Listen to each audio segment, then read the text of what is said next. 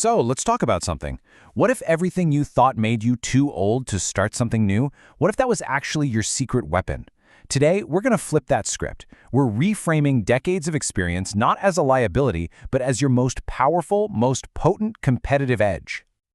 So let me ask you something, and be honest. All that experience you've got, everything you've learned over your career, when you think about starting a new venture, does it feel like a heavy anchor holding you back, or is it a powerful engine ready to go? It's a common doubt for sure, and the answer, well, it might just surprise you. And this really gets to the heart of it all. It's this idea that just turns everything we've been told completely on its head. The very things you might see as weaknesses, being a little cautious, a bit skeptical, maybe even some past failures, those are precisely the things that make you uniquely qualified to succeed right now. Okay, to really get this, let's look at a real story. Picture this. You're 63 years old, you've had a successful career, and now you're back in school. But you're on academic probation because of a GPA from 40 years ago. And you're surrounded by students young enough to be your own grandkids. I mean, talk about humbling, right? But that's the perfect starting point for some truly incredible lessons. So, from that really humbling place, we get our first big lesson. Your own frustration, that's your focus group.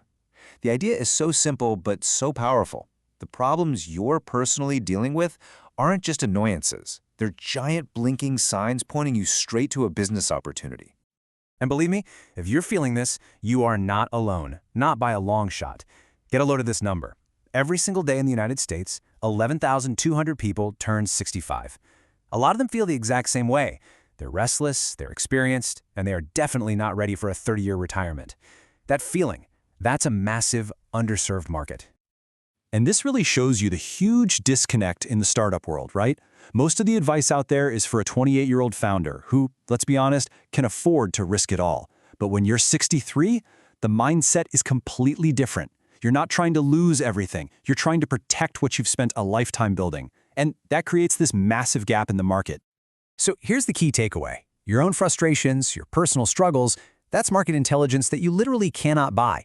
Every question you're asking yourself, every service you wish existed, that isn't just a complaint. That's a product feature. That's a blog post you should write. You are your own perfect customer, and that is a massive advantage. Now, that whole idea of protecting what you've built, it leads us straight into our second lesson. You've got to test smart, not fast. If you can afford a total wipeout, you just can't follow that old Silicon Valley advice to fail fast. You need a totally different playbook. So, what does testing smart actually look like? Well, it means you test your ideas using other people's money first. You enter pitch competitions. You win some small grants. You get that brutally honest feedback from judges and your peers before you're in too deep to change direction. It's about building your business one validated step at a time. And man, this is the complete opposite of that typical startup culture, isn't it? Move fast and break things. I mean, that's fine if you're 25 and you've got decades to recover from a huge failure. But for pretty much everyone else, it's a recipe for disaster. A smarter, more deliberate approach is what's needed. And here's why that deliberate approach is so important. The real question isn't just, what could I gain? It's, what could I stand to lose?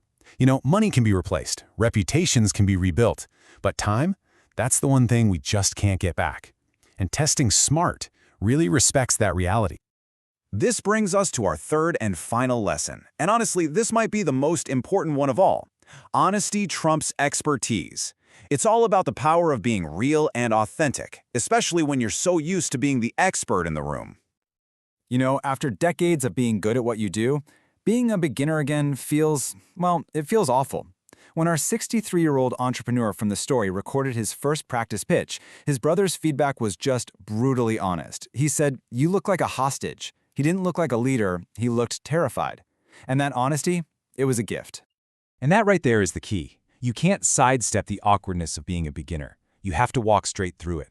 Conquering that fear, whether it's public speaking or learning some new tech, that's where the real growth is. Yeah, it's uncomfortable, but it's the only way you're getting to the other side. And the payoff for pushing through all that discomfort?